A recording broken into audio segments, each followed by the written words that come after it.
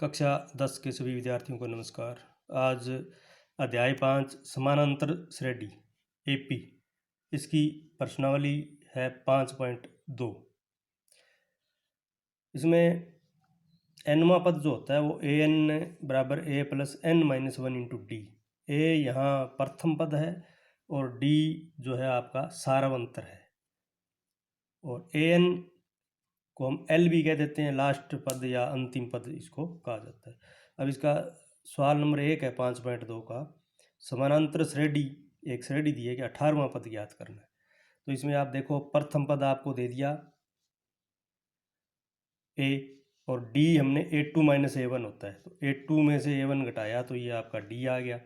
N कौन सा ज्ञात करना है? 18वां पद ज्ञात करना है। अब जब आप इसको सूत्र ए एन बराबर A plus N minus one into D में मान रखोगे और कैलकुलेट करोगे तो उत्तर आ जाएगा 35√2।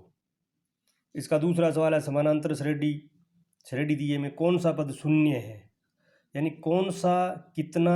अगर ऐसा सवाल में पूछा जाए तो इसका मतलब स्पष्ट है कि हमने एन ज्ञात करना है। यहाँ क्या ज्ञात करना है? एन ज्ञात करना है।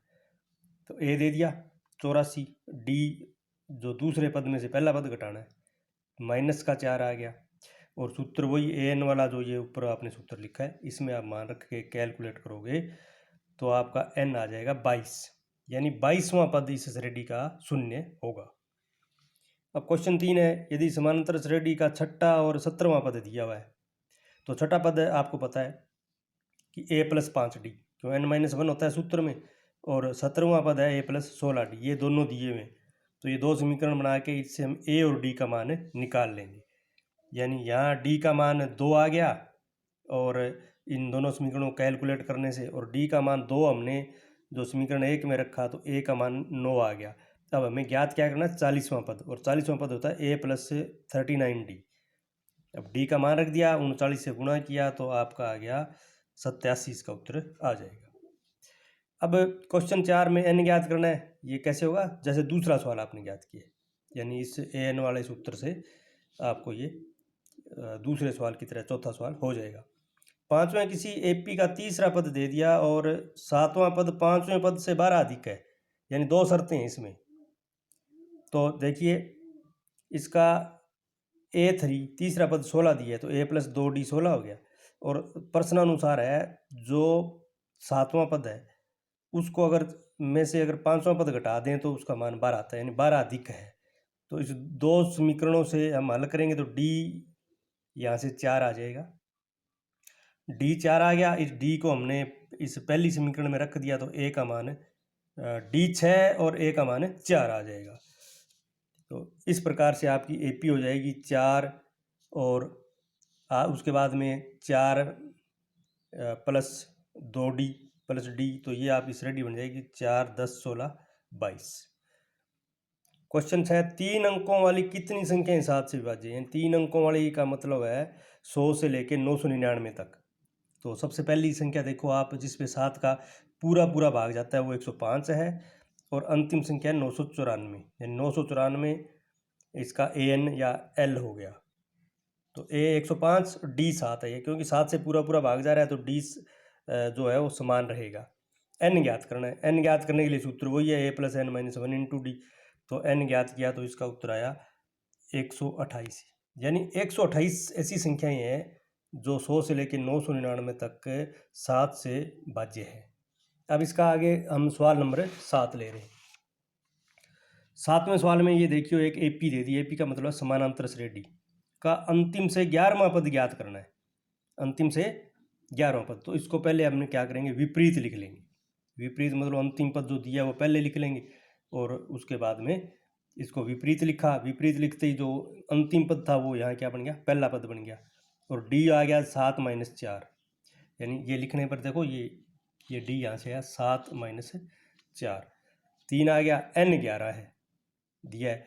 तो 11वां पद ज्ञात करना है तो ए प्लस 10D हो जाएगा, तो ये -32 हो जाएगा। इसका उत्तर -32। देखो तीसरा पद है, अगर तीसरे पद को कहते हैं ए प्लस 2D, यानी जो जितने पद है उससे 1D कम करना है, इसकी गुणा कम होगी। 8वां पद है 1 प्लस 7D है, 40वां 1 प्लस 39D है, 53वां हो तो ए प्लस 52D है। इस प्रकार से आप इन सवालों में ये जो पद है वो ज्ञात करोगे। अब इसमें 8वां प्रश्न है, AP दे दी, वही अंत से 12वां पद ज्ञात करो। ये भी 7वें की तरह है, इसको पहले विपरीत क्रम में लिख लेंगे, जो अंतिम पद पहले लिख लेंगे और जो पहला पद था वो अंत में आ जाएगा। तो आप देखिए A इसमें 88 हो गया, D हो गया दूसरा पद माइनस पहला पद, यानी 7 माइनस 10, तो D आ गया आपका -3 और ज्ञात कौन सा करना है, 12वां पद, अंतिम से 12वां, तो A प्लस 11D मान रखा तो उसका उत्तर आ गया 55। अब क्वेश्चन नंबर 9 है, एक AP में 60 पद हैं, प्रथम पद 7, अंतिम पद 125 है, तो 32वां पद ज्ञात करना है। A दे दिया 7, अंतिम पद दे दिया 125, तो 60वां पद होता है A प्लस 59D, वो दिया है 125, तो यहाँ से आपको किसका मान आ गया, D का, क्यों, A का मान 7 रखने पर D का मान आ गया। अब आपने A32 ज्ञात करना है, तो A32 होता है A प्लस 31D, तो इसमें आप देखिए A प्लस 31D में जब मान रखा तो 32वां पद 69 आपका आ गया।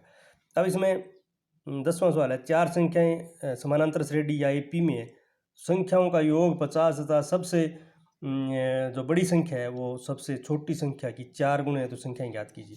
देखो 4 संख्याएं अगर समानांतर श्रेणी में होंगी तो आपकी पाठ्य पुस्तक में ये देखो ये दिया हुआ है, A-3D पहली होगी, A-D दूसरी, A+D तीसरी, A+3D चौथी। अब प्रश्नानुसार क्या है, इन सब का जोड़ कितना है, 50 है, तो यहाँ से A आ गया 12.5। अब ये A आ गया। अब दूसरी शर्त है कि जो सबसे बड़ी संख्या है वो सबसे छोटी संख्या, ये देखो सबसे ऊपर ये छोटी है, ये सबसे बड़ी है, इससे की 4 गुणी है, ये मान रखेंगे आप, तो यहाँ D आ गया आपका 2.5, A आया 12.5 और D आया 2.5। अब इन चारों में आप मान रखोगे तो आपकी श्रेणी जो आ गई वो आ गई 5, 10, 15 और 20, ये आपकी AP आ गई। दूसरी विधि इसमें जैसे आप कर रहे हो साधारण भी है, जैसे पहला पद A होता है, फिर A+D, A+2D, A+3D, अब इन सब का जोड़ 50 रखा तो ये आपकी समीकरण बन गई। और दूसरी शर्त है कि सबसे बड़ी संख्या, यहाँ देखो A+3D है और ये पहले जो पहला पद है उसकी 4 गुणा है पहली संख्या की, तो यहाँ से D बराबर A आ गया, तो ये मान रखा तो आपका A 5 आ गया और D भी 5 आ गया, और श्रेणी आपकी उसी प्रकार से ये श्रेणी बन गई। ये दोनों विधियाँ ही हैं, लेकिन ये जो विधि आपकी दी हुई है पाठ्य पुस्तक में, ये विधि आपको करनी है। तो इस प्रकार से ये आपकी प्रश्नावली 5.2 के समस्त सवाल आप हल करेंगे।